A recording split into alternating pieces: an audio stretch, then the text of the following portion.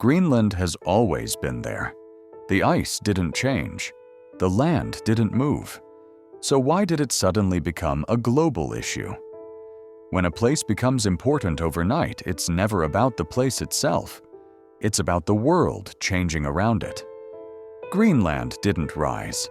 The system around it did. Most explanations start with minerals, rare earths, resources, extraction. But if this were really about minerals, the conversation would be quiet, technical, and slow. Instead, it's loud, public, political. That tells us something important. Whatever Greenland represents today, it cannot be mined. So, what does the United States actually gain from Greenland? Not defense, not security in the traditional sense. What Greenland offers is something far more valuable. Options. Options to move. Options to deny access. Options without asking permission. Greenland doesn't protect America, it frees America. Here's the real question. Is Greenland a defensive shield or a preparation for something else? True defense lines sit close to home. Greenland is far forward. Too far forward for comfort. Too well positioned to ignore. Defensive positions absorb pressure.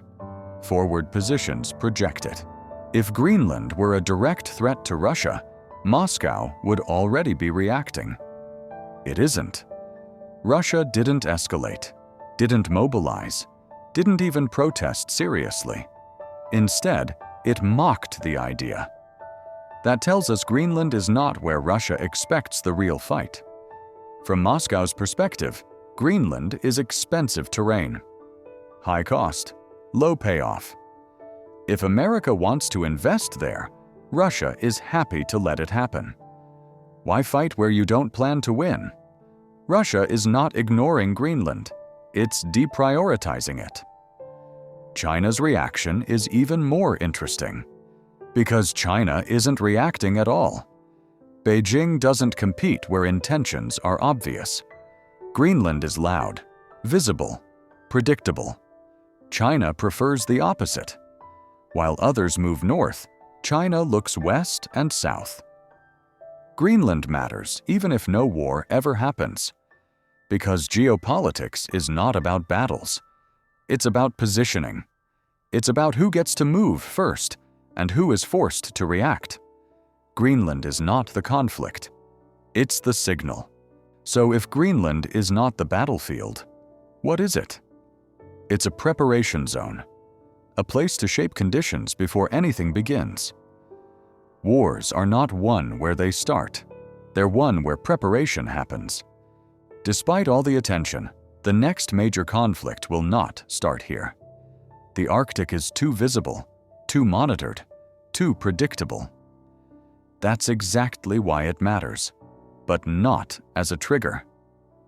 It's where the system gets ready, not where it explodes.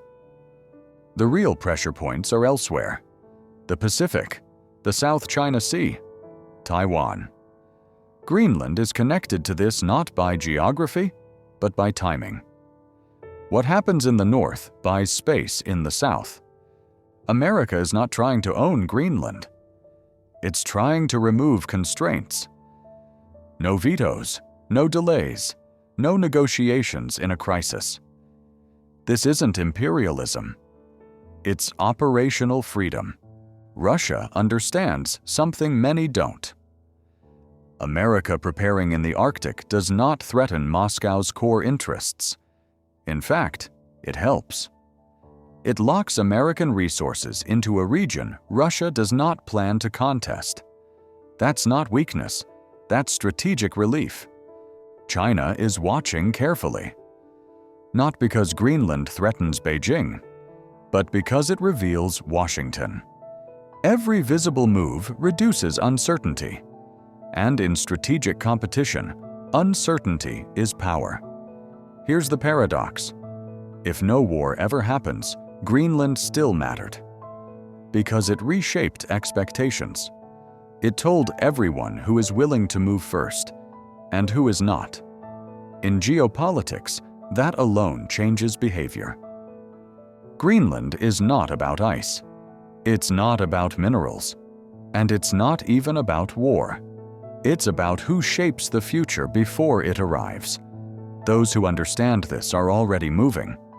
The rest are still debating maps.